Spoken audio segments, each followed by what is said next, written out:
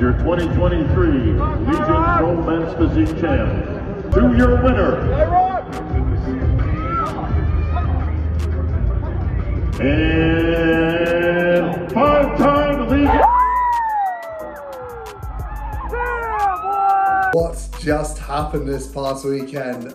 Honestly, this is probably the most exciting show this year for men's physique in the pro circuit. I'll tell you what happened. Our reigning Mr. Olympia, Erin Banks, got beat. He got beat, and in my opinion, he didn't just get beat, he got beat pretty damn bad as well by Kyron Holden. Absolutely dominated from all the shots that I've seen, all the videos that I've seen. It was a clear win, and it's really made things very exciting. It's just a few weeks out from the Olympia. It was a big gamble by Erin Banks doing this show, and fair play to him. You know, he did this show to make it more exciting. He obviously thought he had it in the bag. He's a very confident guy. It has backfired, and it has made the Wolves hungry. Hey, Jeremy, man, check on him, man. You done been there before, man. You know what I mean? You done been at the... Yo, man. Check on him. Check on him? No, dude. He's been nothing but a dick to me the whole time. I'll be working out with him. Olympia hat on. I was trying to be cool with him out there. I've been cool with him all pro until he makes these little tabs and little posts. I tried talking to him about it. He was a dick to me. So, you know, as far as being cool with Erin, that I went out the window. She texted me for like 10 times. I've been trying. I don't know, man. Do y'all think pressure got to him? I mean, what happened? No, it's not pressure. What happened is he thought he was going to be able to limp into the show and win. I mean, he went ghost as far as showing his physique on social media when he was showing it every day. Because he knew he wasn't there. Let's be real. Most of that pressure he's putting on himself by talking so much shit. Damn. Well, it's wide open, guys. Jeremy Buendia returns. I'm going to throw Oscar Ferguson in the mix, Ryan Terry in the mix, Kyron in the mix. Everybody's going to be... Well, Olympia's going to be interesting, isn't it, Freddie? Yep.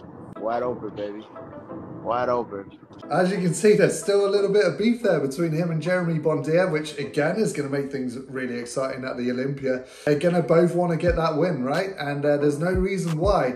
Like they said at the end of that clip, this has made it wide open. There's no reason why we can't have a new champion at this year's Mr. Olympia. Would it be Kyron Holden? Just beating Erin Banks. There's no reason why not.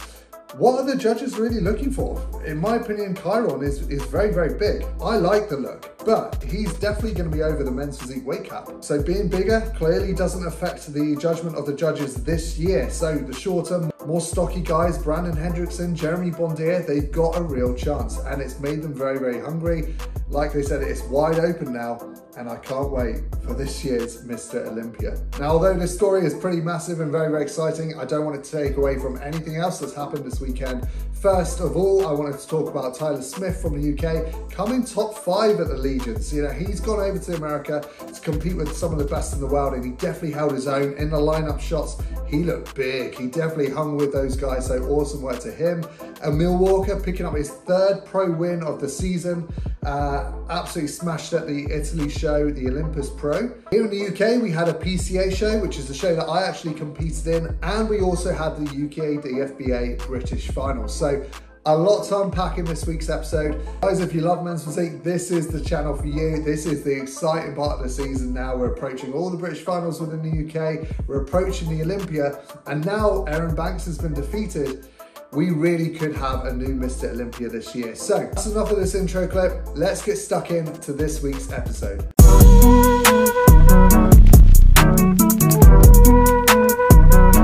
So first up, let's talk about Legion then. Let's look at the top 6 guys, okay? So yeah, very competitive lineup here. This was a great show, and it really attracted a lot of guys because of the prize pot that was involved. So Christian Guzman sponsored this, and there was a good prize pot here. You know, it was definitely up there with some of the best cash prizes throughout the whole year of all the shows. So fair play to Christian Guzman supporting the sport, supporting the industry. Obviously, he competes as an amateur himself. It's great to see that he's putting back into the sport there. So looking at the top guys, obviously we had Tyler Smith in 5th place. Like I said, he really hung with them size-wise. Condition was absolutely bang on, and he's got a lovely shape to his physique. Again, I think his back just needs a little bit more work still to be really up there with the top guys, mainly just his lats. needs to come out a little bit more. He's got great density, especially in the middle there. So yeah, just a bit more lat width, and I think he's going to be in there with amongst some of the best in the world. There's so much potential with that guy.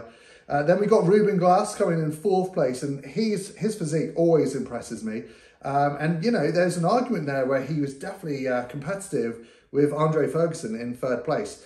Now, Andre, again, really, really impressed me from the back. Very impressive. He's definitely come back with a lot more size and very impressive physique. I'm not a big fan of his front shot, how he was hitting his front shot in this show.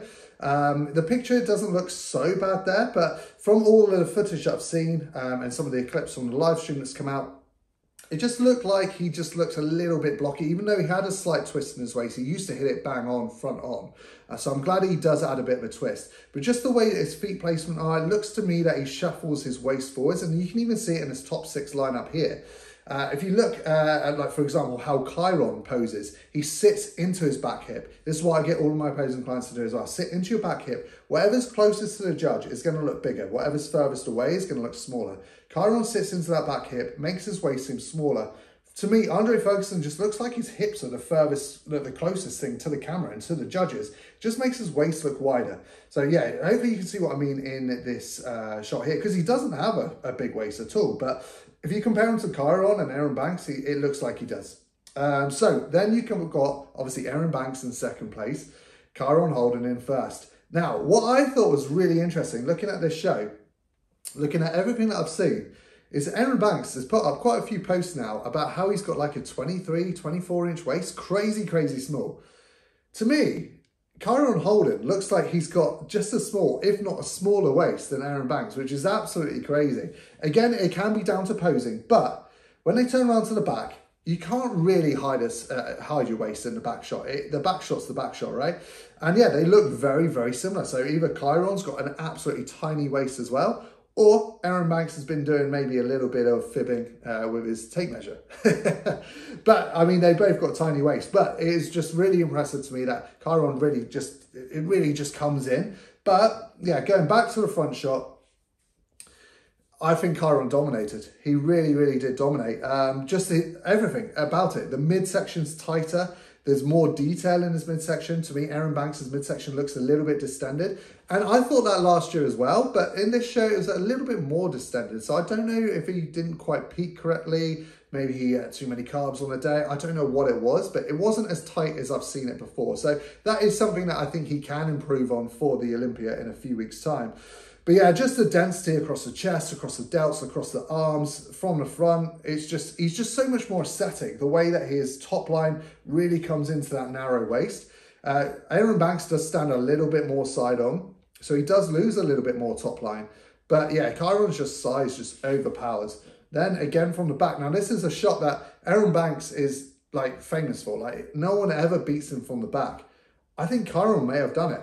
If he didn't beat him, it was extremely, extremely close from the back. So because obviously there's only 2 poses, right? Kyron wins from the front easy. If they're pretty much identical, and I would argue Kyron's actually a little bit better from the back, then that's why he won. It's a clear win. Now, if this was very close between them, I genuinely feel like the judges would have just given it to Erin Banks because he's the reigning Mr. Olympia. I do sometimes think that does hold a big sway over a judge's decision.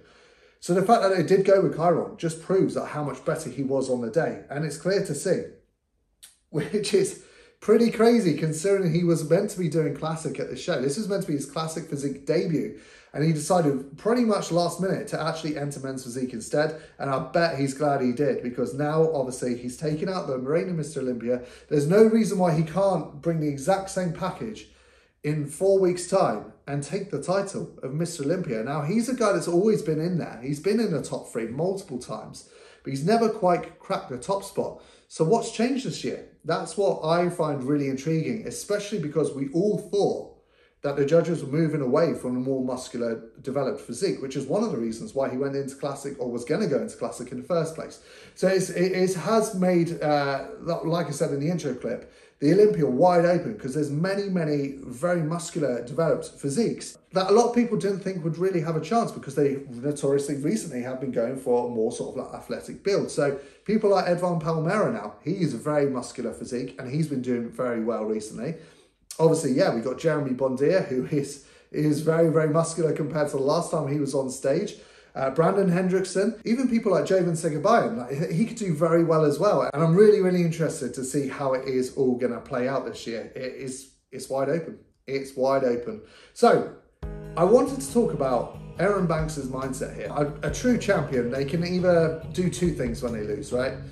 They can either kind of throw their toys out the pram. A lot of people, unfortunately, can't handle the pressure and sometimes they even quit, or they can rise to the occasion. And Erin Banks has risen to the occasion. You should say what you want about this guy. You know, yes, he has run his mouth a lot. It has got him a lot of hate in the past. He has got beef between certain other athletes on the stage as well because of it.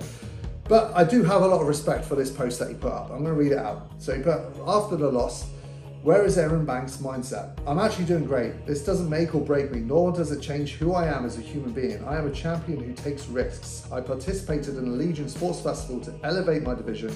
Yes, I lost. Am I going to make excuses now? Am I crying? No. Do I still believe in myself? You've goddamn right I do.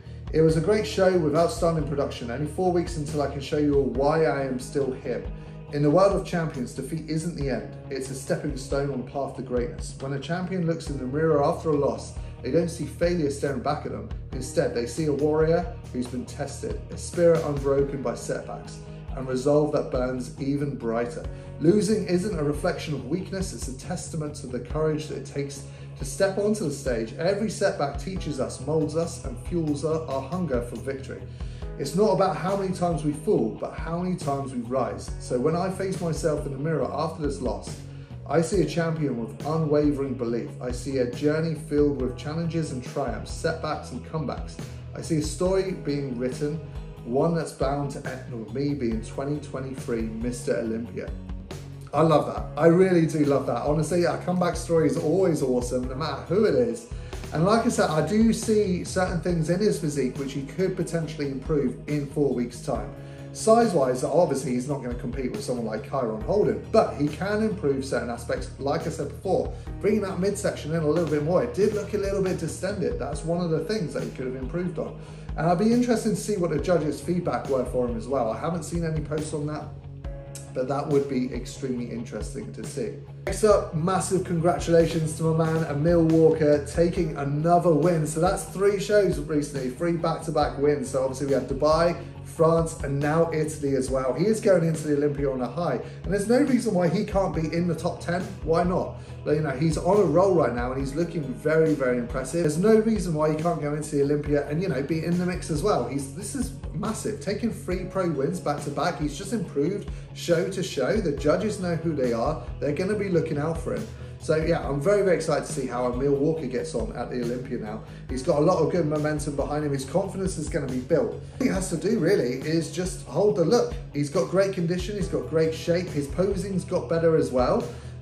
So yeah, that'll be it now. I imagine he'll just hold this until the Olympia because there's no point in doing any more shows. I think that was the last qualification for this year's Olympia, unless he does another show to get an early qualification for next year, which he might potentially do. I know there's obviously the Gymshark Pro show next weekend, so I don't know if he's going to be going for that. I imagine there will be some UK guys going for it. I know Tyler Smith's going for it. I spoke to him the other day. He's going to try and get an early qualification for the Olympia next year, and it is a smart decision to do because it leaves you the rest of the year then to grow and improve for the Olympia. So that would be a smart decision, but we'll wait to find out. But in the meantime, just wanted to say congratulations to him because it wasn't an easy win again. Yes, he's already beaten a lot of the guys that were at that show, but they were impressive physiques, you know, especially Alessandro Cavagnolo. You know, he came in 2nd place. He's got a very impressive physique again. But yeah, Emil Walker beat him. It was a well-deserved victory. So congratulations to him. So next up, coming back to the UK now, we will start off with the PCA regional show. This was the last regional before the British finals. We're 1 week out. Actually, it's 6 days out from the British finals because that is this Saturday in just a few days' time. So I entered this show. I had a client do Masters who did very, very well. And I thought I might as well jump in as I'm there. It was a great show, great lineup, very busy, especially in the Masters lineup. It was one of the most stacked Masters lineups. Alex, for example, he came 2nd in the PCA Universe show, and he came 7th in this lineup. So that's how busy it was. But we'll go through all of the physiques. But first of all, oh, got a little something here. Come on, your boy took it first, and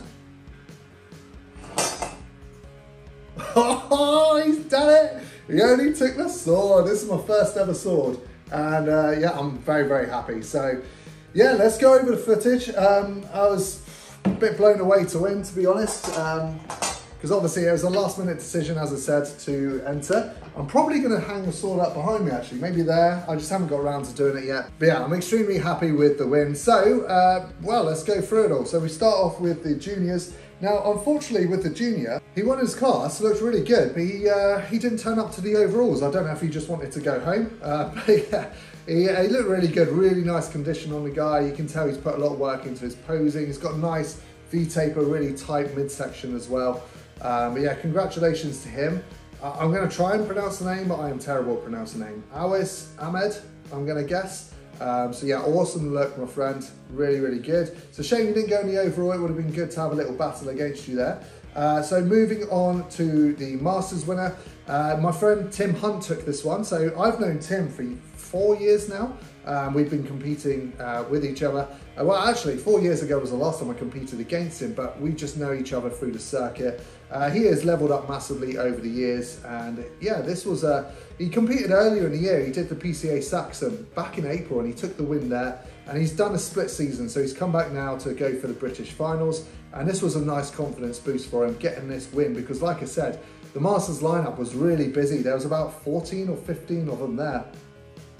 So it was a really, really stacked lineup. So yeah, awesome work to Tim. Great work to my client Sean as well. He managed to take a 5th place out of like the 15 guys in that Masters lineup. Last year, Sean didn't place at all because he did the exact same show and the exact same thing happened. There was like 15 Masters guys on stage.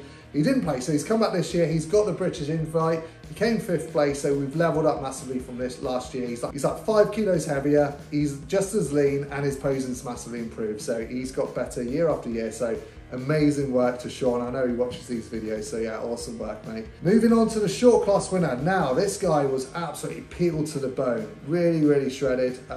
Midsection, tight, very, very tight. He's wearing the Legacy shorts. Look really good. Posing, like, he hits the mandatories nicely. I'm not so sure on the transition. It might just be a personal preference. I'm not so much of a fan of the transitions. A little bit too dancey and erratic, but you know, he hits the mandatories proper, and that's why he managed to win his class, right? So you just got to hit those mandatories, because when you're in the comparison rounds, PCA, I'll be honest with everyone, you know, the judges don't really take much into account for the eye walk. Usually they're just looking down, finishing their marks, because the eye walks are done after the comparison rounds. Don't get me wrong, don't neglect it, just in case one of them looks up, still deciding. But yeah, my point is, as long as you're hitting your mandatories properly for the comparison rounds, that's what's most important for PCA, and he does that. So awesome work to him. So Joshua Fox was talking to him backstage, really, really sound guy, really nice guy. So awesome victory. He said that he's potentially not going to do the finals, which is a shame, because I think he definitely should, because yeah, he brings a great look. And obviously myself, the tall class winner. So yeah, I was really happy with my look at this show. This is probably my favorite look of the season so far. There's still a couple of things that I would like to improve. I would actually like my midsection a little bit tighter. It's tighter in the past. I don't know why on this day. Maybe I don't know. I lost a little bit of midsection control, but the condition is there and the shape is there. The posing, I was very happy with the posing as well. Got some great feedback on that as well. So yeah, I was happy with this look. It wasn't an easy lineup in the tall category either. I wanted to give this guy a little segment, Sean Crump, because he came second, and it was a really good battle between me and him. You know, I could tell he really wanted it in the comparison rounds, in the pose down and everything. You know, he was really, really going for it in the pose and working the angles, you know, in the old back double bicep, taking a step back from the line and doing all the old tricks. But fair play to him. Like I said, it was a great battle. I know he's going to be going for the finals as well. So yeah, I will see him again there. Awesome work to him. And yeah, so into the overalls now. And like I said, unfortunately the junior didn't turn up. So it's just a battle between me, the short class winner, and then obviously, yeah, Tim Hunt as well. And yeah, it was good. I can see where, like, I love PCA because it's just such good quality footage. Although Georgia did record everything, you know, we are going to release a YouTube episode on this in the next few days probably. But it's still good to see it on here as well. I can see where I need to improve. You know, I just want way more top line size. I want way more in the back as well. But yeah, I was still really happy with this look. So you know what it's like as a bodybuilder. You always pick faults in yourself and where you can improve. This is a good victory for me. It's given me a nice confidence boost going into the finals as well. I haven't lost against anyone my height yet. The only people I've lost against was at that NFM show a few weeks ago, and they were all short class and a PCA pro. So we'll see what happens this weekend.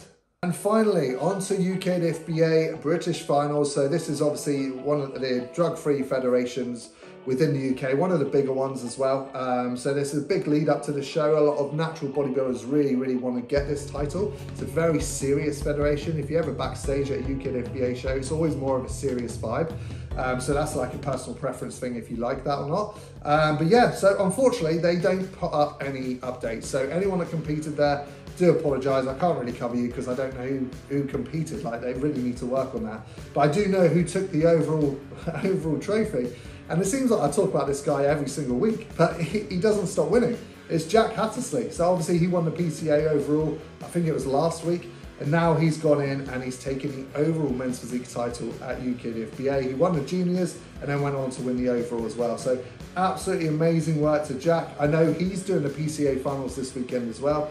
And again, being a natural, going in for these big shows like PCA, fair play to him. You know, he obviously hangs with the best of them, being a natural, and there's no reason why he can't potentially take a pro card here. You know, at the finals last year, they gave a pro card out to every single category in men's physique, apart from, actually no they didn't, at Universe they gave out a pro card to every category, apart from the juniors. I think it's based on merit. Jack, in my opinion, you know, he's one of the best juniors that I've seen in a long time and brings really great condition. So he could be in the mix for that pro card. So I'm very interested to see how he gets on Saturday. So that just about wraps up this week's episode. So obviously there was a lot to unpack, a lot of exciting things going on, but next week's episode is going to be just as exciting because we have 2 British finals of the biggest bodybuilding federations in the UK. PCA and also the 2 Bros is their Gymshark show. So there is an IFBB Pro card up for grabs. I'm going to make my prediction right now, who I think is going to take that IFBB Pro card. So we'll see if I'm right. It's Gerard. So Mankind Physique Pro. Now he should have got it a few weeks ago, but he had a visa issue. So he wasn't able to compete. So now he's doing this Gymshark show and he's looking absolutely incredible. So Gerard, if you're watching this, mate, my money's on you to take the card. Not that I want to add pressure, but that's how much I think his physique is really good. So yeah, let's see what happens. It's gonna be a great episode next week anyway. Hopefully I'll have lots of updates from 2 Bros. Hopefully they update the page. I will keep an eye out. Obviously I'm competing myself at the British finals. There's a lot of great competitors going for it at PCA. So I look forward to next week's episode.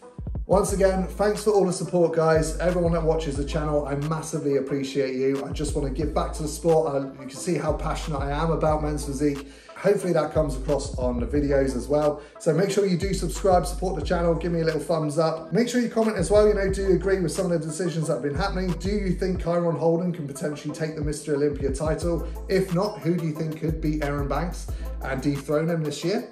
I'm genuinely interested in everyone's thoughts and opinions on that one. So I shall see you in next week's episode and I'll update you all with how I get on.